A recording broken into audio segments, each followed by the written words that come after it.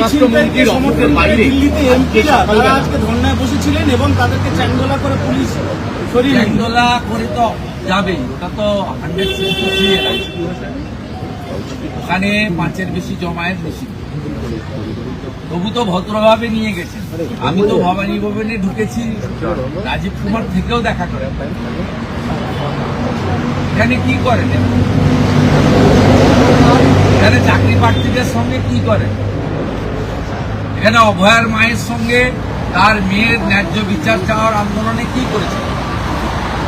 ওরা তো ভদ্রভাবেই দেখলাম যে ধরে ধরে নিয়ে গেল, কি এখন চাটা খাওয়াচ্ছে, ফটো খাওয়াচ্ছে, প্রচন্ড ঠান্ডা। দিল্লি তো আরো ছবিটা দেখে একের পর এক অফিসার তারা ফাইল নিয়ে বেরিয়ে আসছে ভেতর থেকে, অসংখ্য ফাইল। এখানে সেন্টার করছিল এবং বাধা দিলে এই লোকরা আক্রান্ত হতো এবং মমতা ব্যানার্জি তার পার্সোনাল সিকিউরিটিদেরকে এবং কলকাতা পুলিশ, বিধাননগর পুলিশকে মিসইউজ করেছেন। পুলিশগুলো অধিকাংশ ইউনিফর্মে ছিল না, ব্যাজ ছিল না। তারা ভার্বাল ইনস্ট্রাকশনে রাজীব কুমার মুকেশ কুমারের ইনস্ট্রাকশন এটা করেছেন, কারণ রাজীব কুমারও সারদা মামলায় অভিযুক্ত আর মুকেশ কুমারও ক্যান্ডেল কেসে অভিযুক্ত, মুর্শিদাবাদে ক্যান্ডেল কেসে।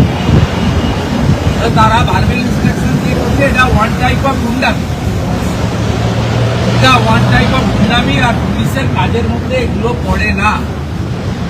পুলিশ বিএনএস এর যে সেকশন বা ইডি, সিবিআই সহ ইনভেস্টিগেটিং এজেন্সিকে ভারত সরকার, ভারতের পার্লামেন্ট যে পাওয়ার দিয়ে গেছে, সেই জায়গা থেকে ভাইলেশন বাধা যদি তারা দিত তাহলে সন্দেশখালীর মতো কালকে অনেককে রক্তাক্ত হয়ে হসপিটালে যেত।